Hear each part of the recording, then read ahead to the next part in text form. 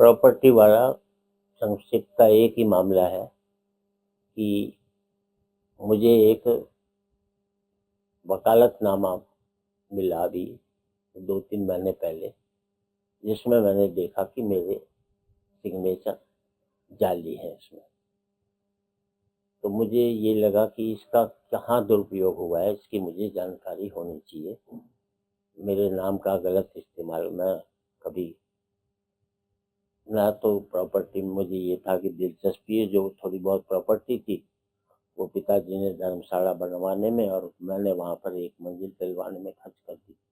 इसका कहाँ ऐसी प्रॉपर्टी है जो मेरी बची हुई है, जिसका यहाँ दुरुपयोग किया गया है, उसका गलत इस्तेमाल नहीं है। तो इसलिए मैंने पुलिस में कंप्लेंट डाली थी कि इसकी जानकारी करके मुझे इसकी जानकारी दे दी जाए। उसमें और भी मेरे बुआ जी के बच्चों के जो इतने भी सहन है वो सारे गलत थे। कंप्लेंट कब की आपने?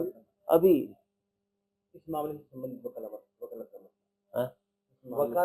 वकालतनामा किसी वकील ने लिया था कि उसको अधिकार है मेरी तरफ से प्रेजेंट होने का, ये सारा कहता। ये प्रॉपर्टी विवाद है, इसमें किसने आपके साथ जालसाजी? नहीं, मैं किसी का जालसाजी, जो प्रॉपर्टी एक वकील को दी है, किसी पर्टिकुलर रिश्तेदार को तो दी नहीं मैंने। उस वकील का किसने क्या इस्तेमाल किया, बस इतना है। तो कंप्लेंट आपने डेट वगैरह कुछ कब की, क्या उस पर कार्रवाई हुई कुछ?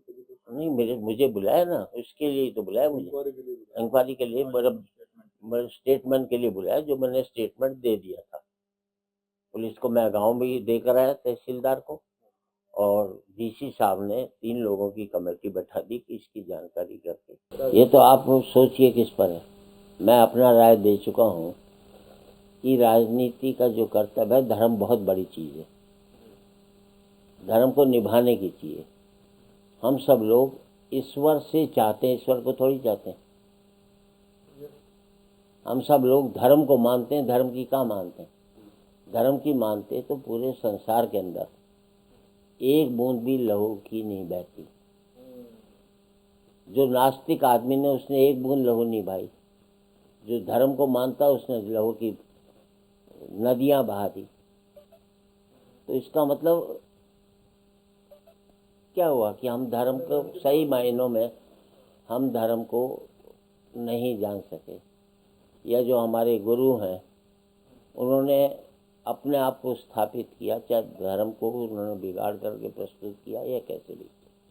आप हास्य कवि के हैं, हास्य के क्षेत्र में आपने अपना काम हासिल किया, तो आप कैसे क्षेत्र में आए? थोड़ा सा आपको तो सब जानते, पर आप आए कैसे ये कोई नहीं जानता। उस कैसे मतलब आया? इस कविता के क्षेत्र में कैसे आप आए? आप तो नांगल चौधरी रेतीली इलाके के पैदा हुए। हाँ, अमूमन बिहार एक वो मिठाई की दुकान खोलूंगा तो सबसे अच्छी चलेगी। कम से कम मैं तो चोरी नहीं करूंगा। मैं अपने यहाँ कर्मचारी भी वही रखूंगा जो भयंकर डायबिटीज हो। तो दुकान में चोरी हो ही नहीं सकती। मैं हेमंत शर्मा। दरअसल इस मामले से पहले इनकी भतीजी ने केस किए हुए थे, और उन केसों में जो डॉक्यूमेंट्स जांच करते हुए आए, तब पता चला कि एक इनकी जमीन के बंटवारे के लिए तकसीम का दावा डला गया है। उस दावे में जो शर्मा जी को सम्मन हुए थे उनको भी रिसीविंग दिखाई गई है, और जो वकालतनामा दिखाया गया उसमें भी शर्मा जी को प्रेजेंट दिखाया गया है। जब इस संदर्भ में शर्मा जी से पूछा गया कि क्या आप कभी इस मामले में आए थे, तो शर्मा जी ने बताया कि ना तो मैंने कोई मुझे सम्मन प्राप्त हुआ, और ना ही मैं कभी इस मामले में वकालतनामा पेश करने आया। तब उनको ये पता चला कि तकसीम के मामले में उनके नाम से फर्जी वकालतनामा दिया गया है, और समनिंग भी फर्जी दर्शाई। उस मामले में शिकायत करने के लिए शर्मा जी आए हुए हैं। शिकायत कब की थी शर्मा जी? शिकायत शर्मा जी ने आज से 1 महीने लगभग पहले की थी, और कल उनको ये एसपी साहब ने और डीएसपी साहब ने अपनी स्टेटमेंट के लिए बुलाया था। उस स्टेटमेंट के लिए वो आज आए हुए हैं। तो अब तक उस शिकायत में कुछ जांच में सामने आया? शिकायत में जांच में अभी वो जांच अभी पेंडिंग है, तो जो पुलिस उस पर जांच करके निर्णय लेगी वो उसके बाद का विषय।